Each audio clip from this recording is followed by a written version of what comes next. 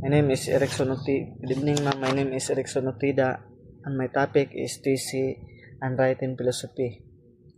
Number 1 is honesty. Honesty ay sa loob ng bilangguan, ma'am, ay maaaring tumutukoy sa pagiging totoo at tapat ng isang bilanggo sa kanilang mga pagkakamali at tapat sa kanilang mga pagkakasala at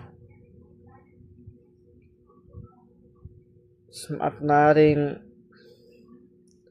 makatulong sa kanilang rehabilitasyon ng isang bilanggo sa kanilang pagbalik sa lipunan. Ito ay maaaring makatulong sa pagbuo at sa pagtiwala sa isang otoridad. At ang forgiveness at ang ikalawa ay ang forgiveness.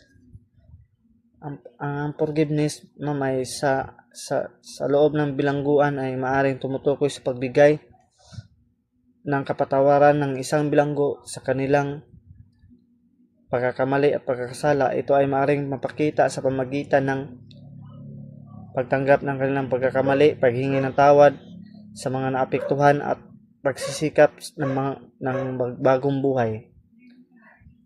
Sa loob ng bilangguan ng forgiveness ay pwede kang magpatawad sa taong nagkakasala sa iyo at sa taong nambuli sa iyo sa loob ng bilangguan. Maaaring mo silang patawarin. Ang forgiveness ay maaaring tumutukoy sa pagbigay ng kapatawaran ng mga biktima ng krimen sa mga salarin. Ito ay maaaring makatulong sa paghilom ng mga sugat sa nakaraan at pagbuo ng pag-asa para sa kinabukasan at pagsimula ng iyong pagbagong buhay.